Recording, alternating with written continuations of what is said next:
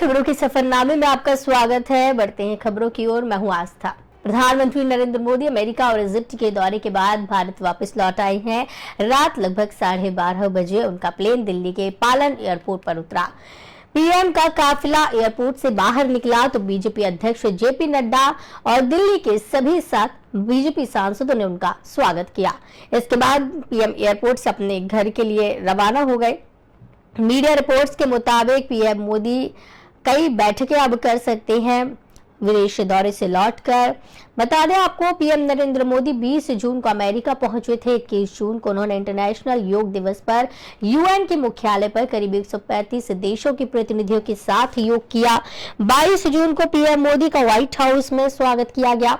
इसके बाद उन्होंने अमेरिका राष्ट्रपति जो बाइडेन से मुलाकात की। मोदी ने जो बाइडेन के साथ साझा प्रेस कॉन्फ्रेंस की। फिर पीएम मोदी ने अमेरिकी संसद को संबोधित किया। इसके बाद मोदी व्हाइट हाउस में आयोजित स्टेट डिनर में शामिल हुए। 23 जून को मोदी हाईटेक हैंडशेक प्रोग्राम में शामिल हुए। कई कंपनियों के सीईओज यहां पर मौजूद थे। इस दौरान अमेरिकी राष्ट्रपति जो बाइडेन ने पीएम मोदी को लाल रंग की एक टी शर्ट गिफ्ट की। इस पर लिखा था द फ्यूचर इज ऑल, यानी एआई भविष्य है। साथ ही इसके नीचे अंग्रेजी में अमेरिका और इंडिया लिखा था। फिर पीएम मोदी स्टेट लंच में शामिल हुए जिसे वाइस प्रेसिडेंट कमला हैरिस ने होस्ट किया। 24 जून को पीएम मोदी इजिप्ट पहुंचे। यहां उन्होंने इजिप्ट के पीएम मेडबोली के नेतृत्व में मिश्र मंत्रिमंडल की इंडिया यूनिट के साथ एक राउंड टेबल में चर्चा में भाग लिया। इसके बाद उन्होंने काहिरा में भारतीय प्रवासी बोहरा समुदाय के सदस्यों और योग टीचरों रीम जाबक और नाडा एडेल से मुलाकात की। 25 जून को पीएम मोदी ने 11वीं सदी की अल हाकिम मस्जिद का दौरा किया। प्रधानमंत्री हेलियोपोलिस स्मारक भी गए। यहां पर उन्होंने पहले विश्व युद्ध में शहीद हुए भारतीय सैनिकों को श्रद्धांजलि दी। इजिप्ट के प्रेसिडेंट अब्देल फतह अल सीसी ने पीएम मोदी को इजिप्ट के सर्वोच्च राजकीय सम्मान ऑर्डर ऑफ नाइल से सम्मानित किया। वहीं पीएम मोदी की मिश्र यात्रा पर अंतर्राष्ट्रीय धार्मिक स्वतंत्रता पर अमेरिकी आयोग के पूर्व आयुक्त जॉनी मूर कहते हैं कि यह एक शक्तिशाली छवि थी जो मिश्र के राष्ट्रपति के साथ साथ सबसे अधिक आबादी वाले हिंदू देश के नेता के लिए बहुत महत्वपूर्ण है। दुनिया भर में जिस तरह का सम्मान उन्हें मिला उसे प्राप्त करते हुए दुनिया भर के कई ताकतें, बड़े पैमाने पर राजनीतिक ताकतें हैं जो धर्म को विभाजित करना चाहती हैं, समुदायों को विभाजित करना चाहती हैं और भाषाओं को विभाजित करना चाहती हैं। यात्रा से प्रधानमंत्री का संदेश भारत से लेकर अमेरिका और सीधे मिश्र तक की बात यह है कि राजधानी और विभाजन से, राजनीति और विभाजन से भी अधिक शक्तिशाली कुछ है और वो है मूल्य। इसलिए वो एक महत्वपूर्ण यात्रा थी। तो बता दें कि अमेरिका और इजिप्ट का दौरा प्रधानमंत्री ने किया है और भारत वापस पीएम नरेंद्र मोदी लौट आए हैं। इस दौरान जेपी नड्डा के साथ साथ बीजेपी के कई सांसदों ने उनका स्वागत किया है जैसे ही पीएम का काफिला बाहर निकला। It was a powerful image, which was very important to the president of Egypt, as well as, the leader of the most populated Hindu country in the world, receiving the type of honor that he received in the largest Islamic country in the world. Egypt has a little over 100 million people. It is a very, very significant Arab Islamic country in all of Islamic history. I mean, so the message was loud and clear. The Egyptian president was saying that the Hindu community should feel welcome in Egypt, and it was very, very clear. When I've spent time with President Sisi on a number of occasions, as I spent time with Prime Minister Modi when he was in Washington D.C., and you could see the chemistry between the two leaders. There are many forces, largely political forces all around the world that want to divide religions and want to divide communities and divide languages. The message from the trip the Prime Minister made from India to the United States in the बता दें कि कर्नाटक के उप मुख्यमंत्री DK Shiv Kumar ने नशीली दवाओं के दुरुपयोग और अवैध तस्करी के खिलाफ अंतर्राष्ट्रीय दिवस समारोह में हिस्सा लिया और वॉकथॉन को उन्होंने हरी झंडी दिखाई। इसकी तस्वीर सामने आई है जो कि आप देख सकते हैं टीवी स्क्रीन पर। हरी झंडी दिखाते हुए डीके शिव कुमार यहां पर नजर आ रहे हैं। अंतर्राष्ट्रीय नशा दिवस समारोह में उप मुख्यमंत्री ने शिरकत की है। नशे के खिलाफ ये समारोह आयोजित किया गया और इसमें वॉकथॉन को हरी झंडी दिखाकर डीके शिव कुमार ने रवाना किया।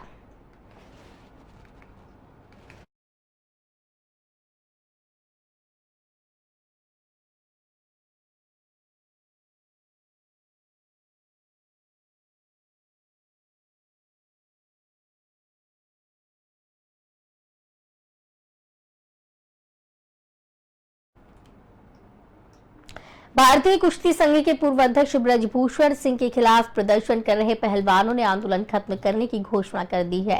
उन्होंने कहा कि अब अपनी लड़ाई सड़क के बदले अदालत में लड़ेंगे। ये लड़ाई तब तक जारी रहेगी जब तक न्याय नहीं मिल जाता, लेकिन अब सड़क पर दंगल नहीं होगा। इसकी जानकारी महिला पहलवान साक्षी मलिक, विनेश फोगाट और बजरंग पूनिया ने ट्वीट करके दी। पहलवानों के अचानक लिए फैसले से उनका समर्थन करने वाली खाप पंचायतों और किसान संगठनों को एक बड़ा झटका लगा। तीनों ने ट्वीट में लिखा, सरकार के साथ 7 जून को बातचीत हुई। सरकार ने पहलवानों के साथ किए वादे पर अमल करते हुए महिला कुश्ती खिलाड़ियों की ओर से महिला उत्पीड़न और यौन शोषण के संबंध में की गई शिकायतों पर एफआईआर दर्ज की। पुलिस ने जांच पूरी करके 15 जून को कोर्ट में चार्जशीट पेश कर दी।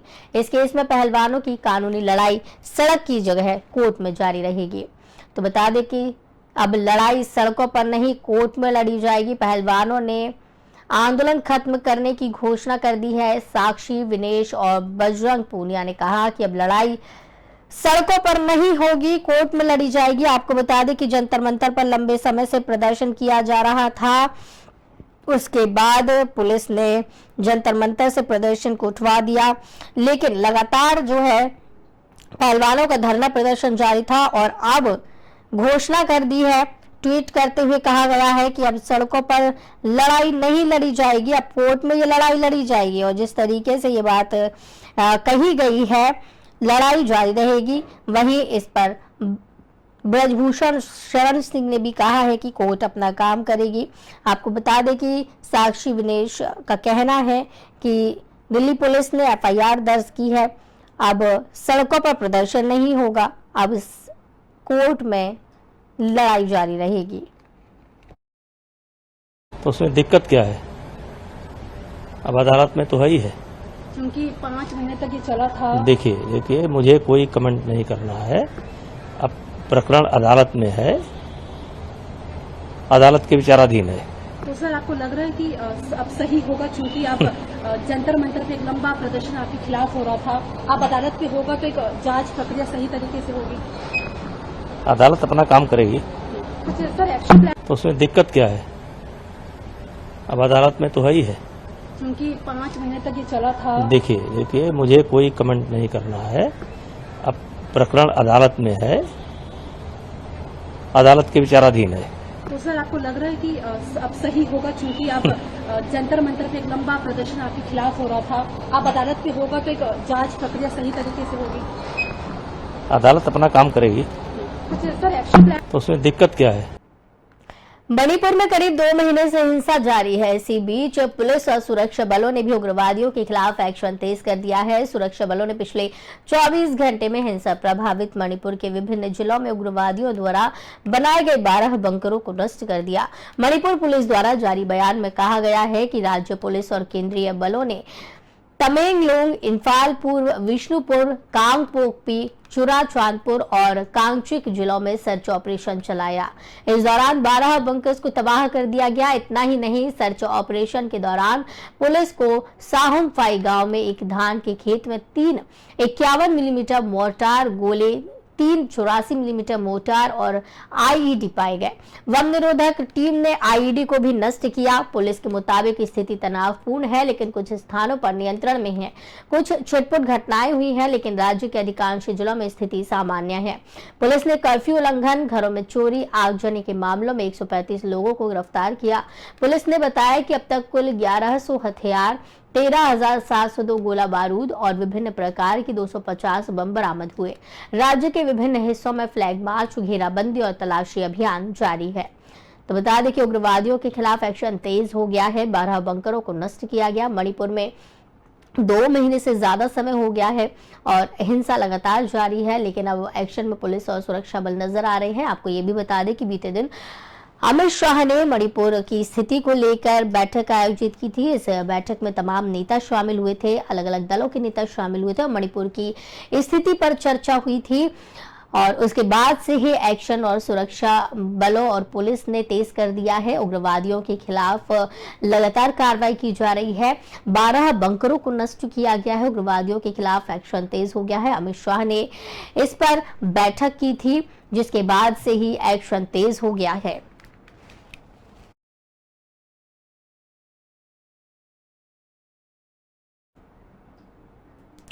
राज्यसभा सदस्य हरिद्वार दुबे का दिल्ली के फोर्टिस अस्पताल में निधन हो गया। दिल्ली स्थित आवास पर देर रात तबियत बिगड़ने पर अस्पताल में वो भर्ती करवाए गए थे। दोपहर तक उन्हें आगरा ले जाया जाएगा। बेटे प्रांशु दुबे ने बताया कि रविवार को वो बिल्कुल ठीक थे। अचानक उन्हें दिल में दर्द होने की शिकायत हुई और उन्हें फोर्टिस अस्पताल में भर्ती करवाया गया। वहां कुछ देर बाद ही सांसें थम गईं। छावनी के 2 बार के पूर्व विधायक, पूर्व राज्य मंत्री हरिद्वार दुबे 2020 में राज्यसभा सदस्य बने थे। वे कल्याण सिंह सरकार में वित्त राज्य मंत्री रहे। सीतापुर, अयोध्या और शाहजहांपुर में आरएसएस के जिला प्रचारक रहे। आगरा की राजनीति में वो लंबे समय से सक्रिय थे। कल्याण सिंह सरकार में वित्त मंत्री रहे। बीजेपी के राज्यसभा सांसद हरिद्वार दुबे का निधन हो गया है। अचानक उन्हें हार्ट में शिकायत हुई और उसके बाद उन्हें अस्पताल में भर्ती करवाया गया, लेकिन कुछ समय बाद ही उनकी सांसें थम गई। बताया जा रहा है कि फोर्टिस अस्पताल में उनका निधन हुआ है। दिल्ली स्थित आवास पर उनकी तबीयत अचानक बिगड़ी, जिसके बाद उन्हें अस्पताल में भर्ती करवाया गया था। उन्हें आगरा ले जाया जाएगा। बेटे प्रांशु दुबे ने बताया है कि वो बिल्कुल ठीक थे रविवार को, लेकिन अचानक ही उन्हें तकलीफ हुई और शिकायत पर उन्हें फोर्टिस अस्पताल में भर्ती करवाया। वहां कुछ देर बाद ही उनकी सांसें थम गईं। छावनी के 2 बार के पूर्व विधायक और पूर्व राज्य मंत्री हरिद्वार दुबे 2020 में लोकसभा सदस्य बने थे। वे कल्याण सिंह सरकार में वित्त राज्य मंत्री रहे थे। सीतापुर, अयोध्या और शाहजहांपुर में आरएसएस के जिला प्रचारक थे।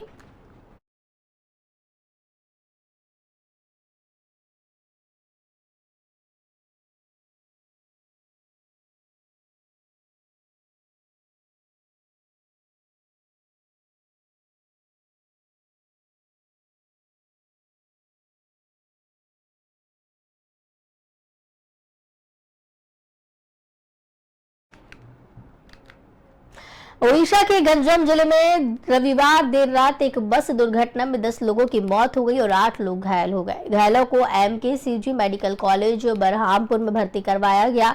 ओडिशा के विशेष राहत आयुक्त ने घटना की पुष्टि की है। गंजम की डीएम दिव्या ज्योति परिदा ने जानकारी दी है कि दाखी पंडी में 2 बसों की आपस में भयंकर टक्कर हो गई, जिसमें 10 लोगों की मौत हो गई।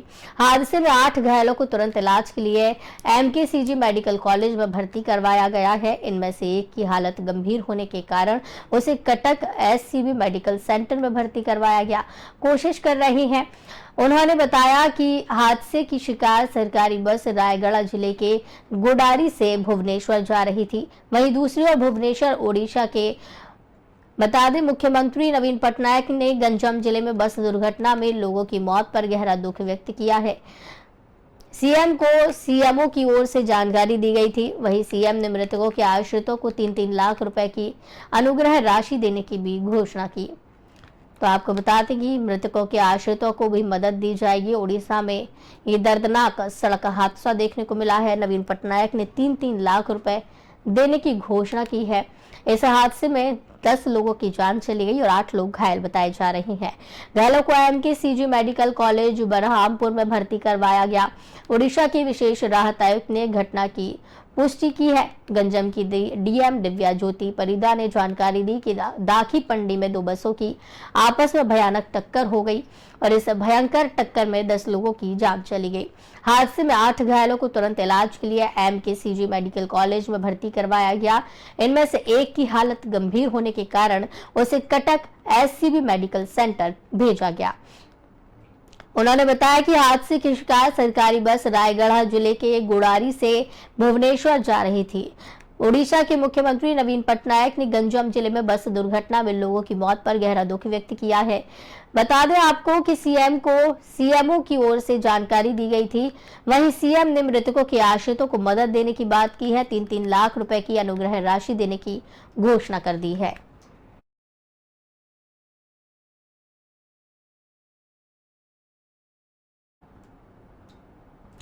ऐतिहासिक मंदिर में वार्षिक अंबुबाची मेला शुरू होने के साथ ही देवी कामाख्या की पूजा करने के लिए बड़ी संख्या में तीर्थयात्री पहुंच रहे हैं। कामाख्या मंदिर में एकत्रित हो रहे हैं और यहां पर दर्शन कर रहे हैं।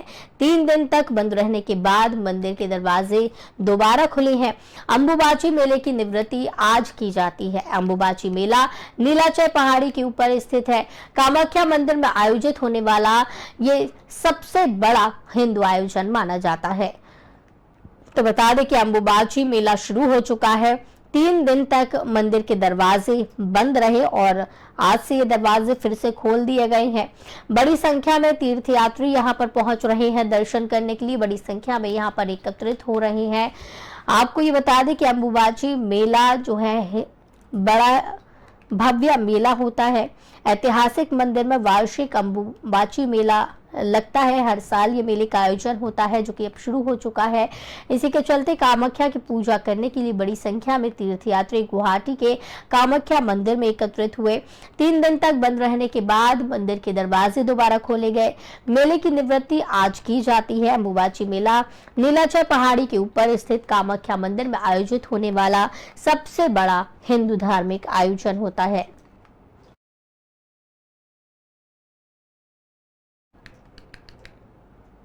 मानसून की एंट्री के साथ ही पहाड़ों से लेकर मैदानी इलाकों तक देश के तमाम राज्यों में हाहाकार मचा हुआ है। हिमाचल प्रदेश के मंडी और कुल्लू में बादल फटने से भारी तबाही की तस्वीरें सामने आ रही हैं। तो वहीं उत्तराखंड में भारी बारिश और भूस्खलन की घटनाओं के बीच केदारनाथ और बद्रीनाथ यात्रा पर ब्रेक लगा है। उत्तर भारत में मानसून की बारिश से दिल्ली, एनसीआर, हिमाचल प्रदेश, उत्तराखंड समेत कई राज्यों में मौसम सुहावना होने के साथ लोगों को चिपचिपाती और उमस भरी गर्मी से राहत मिली है। वहीं राहत की बारिश अलग अलग राज्यों में आफत भी बनी है। इस बीच मौसम विभाग ने भारी बारिश को लेकर उत्तराखंड में रेड अलर्ट और हिमाचल प्रदेश के लिए ऑरेंज अलर्ट जारी कर दिया है। असम में भी भारी बारिश ने तबाही मचाई हुई है। असम की स्थिति काफी गंभीर काफी दिनों से नजर आ रही है। असम में किसी भी प्रकार की राहत मिलती हुई नहीं दिख रही है। तो वही देश के अलग अलग राज्यों में मानसून ने जिस तरीके से एंट्री मारी है, तबाही मचाते हुए मानसून आ रहा है और भारी तबाही की तस्वीरें जो है अलग अलग जगहों से सामने आ रही हैं। मंडी और कुल्लू में बादल फट चुके हैं। मंडी में भूस्खलन के कारण लंबा जाम लगा हुआ है। देश के तमाम राज्यों में हाहाकार मचा हुआ है। तो वही पहाड़ों से लेकर मैदानी इलाकों में तबाही का आलम देखने मिल रहा है। असम में भी कुछ यही हालात कई दिनों से नजर आ रही हैं। बारिश की वजह से तमाम परेशानियां हो रही हैं और कुल्लू में बादल फटने की वजह से भारी तबाही हुई है, जिसकी तस्वीरें सामने आ रही है। तो वहीं उत्तराखंड में भारी बारिश और भूस्खलन की घटनाओं के बीच केदारनाथ और बद्रीनाथ यात्रा पर ब्रेक लगा दिया गया है। उत्तर भारत में मानसून की बारिश से दिल्ली, एनसीआर, हिमाचल प्रदेश, उत्तराखंड समेत कई राज्यों में मौसम सुहावना होने के साथ ही लोगों को चिपचिपाती हुई उमस भरी गर्मी से राहत मिल गई है। तो वही राहत की बारिश अलग अलग राज्यों में आफत बन गई है। इस बीच मौसम विभाग ने भारी बारिश को लेकर उत्तराखंड में रेड अलर्ट और हिमाचल प्रदेश के लिए ऑरेंज अलर्ट जारी किया है।